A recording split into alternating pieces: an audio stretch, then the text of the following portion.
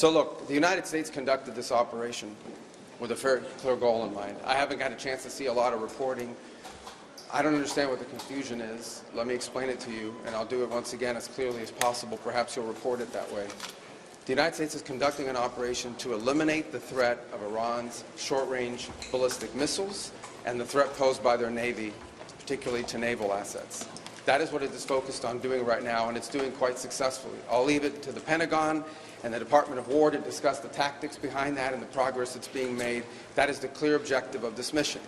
The second question that's been asked is, why now? Well, there's two reasons why now.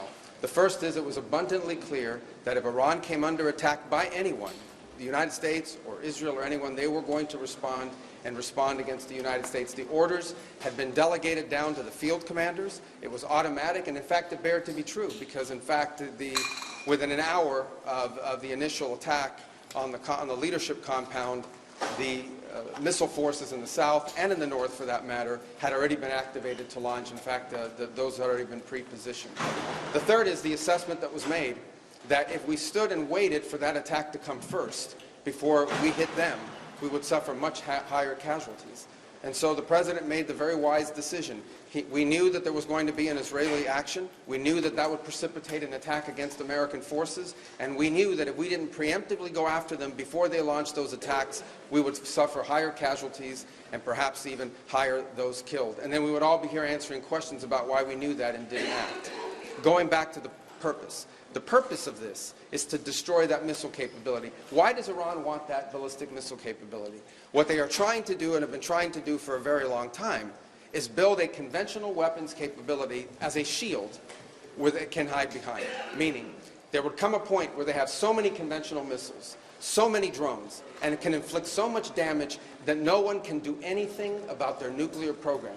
That is what they were trying to do, is put themselves in a place of immunity where the damage they could inflict on the region would be so high that no one can do anything about their nuclear program or their nuclear ambitions. They are producing, by some estimates, over 100 of these missiles a month. Compare that to the 6 or 7 interceptors that can be built a month. They can build 100 of these a month, not to mention the thousands of one-way attack drones that they also have. They've been doing this for a very long time, and by the way, they've been doing it under sanction. You see the attacks they're conducting right now? They're attacking airports, they're attacking hotels, they're hitting not just military bases, they're attacking our embassies directly, they're attacking facilities that have nothing to do with war or with military, and that's a weakened Iran.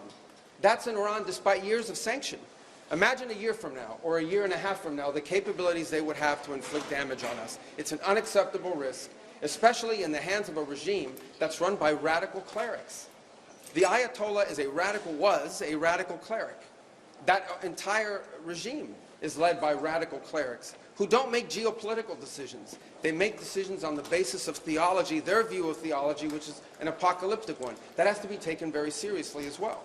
So that was the purpose for what this operation is all about. That's what it's focused on. As the President said earlier today, it is on or ahead of schedule. I will defer to the Department of War to discuss the progress being made at a tactical level, but it was the right decision and an important decision for the safety and security of the world.